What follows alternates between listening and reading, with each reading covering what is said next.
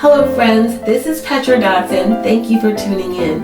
One of the most frustrating and confusing things that can happen to us as Christians is when we feel super impressed that God is leading us in a specific direction in our lives. We move forward in faith, but then it seems like every door slams in our face.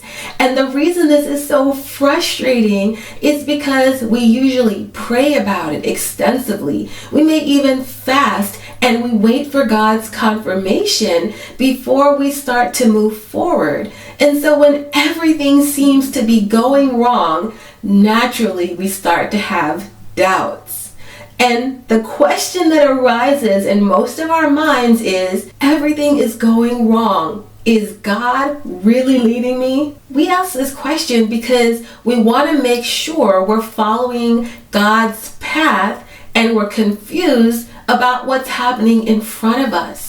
But I've found that this is actually a very common scenario when God is leading and guiding his people. For example, the story of Abraham. It's one that we all are familiar with. We know that God came to Abraham and told him to leave Ur, his hometown, and go to a land that God promised him. So Abraham moves out in faith. He leaves his family and everything. He goes to the land of Canaan, and guess what happens when he gets there?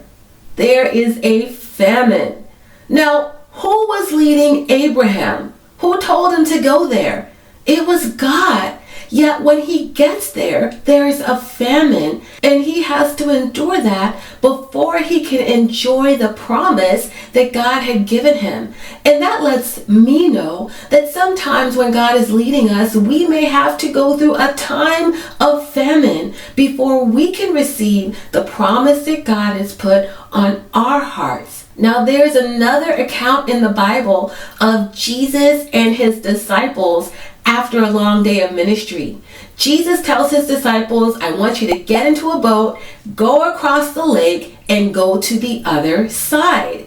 So the disciples obey him. They get in the boat. But as they are out on the lake, a great storm arises. Now they are fearing for their lives, yet they are being obedient to what Jesus told them to do. So they're following the leading of Jesus, yet they encounter a storm on the way before they could even get to the other side. What this story is telling me is that we may be following Jesus leading in our lives, but we may encounter a storm before we are able to cross over to the other side to receive what he has for us there. And the last account that's a perfect example of this as well has to do with God's remnant people, talked about in Revelation. The Bible says that these people will be commandment keepers. They will keep God's commandments. They will have the faith of Jesus. So we know that God is leading them. Yet the Bible says they will be persecuted and they will go through a time of tribulation. But isn't God leading them? Of course he is. He's the one that gave them his commandments. He's the one that strengthened them to keep them. And he's the one that's given them the faith, the strong faith like Jesus. Yet they will still have to go through that time of tribulation. And that lets me know that even though we have God's truth, even though we keep his commandments, even though we may have strong faith like Jesus, we may have to go through a time of tribulation before we can reach the blessing that God has for us on the other side. And so just because we go through difficult times does not mean that God is not leading us. On the contrary, he is there with us all the time.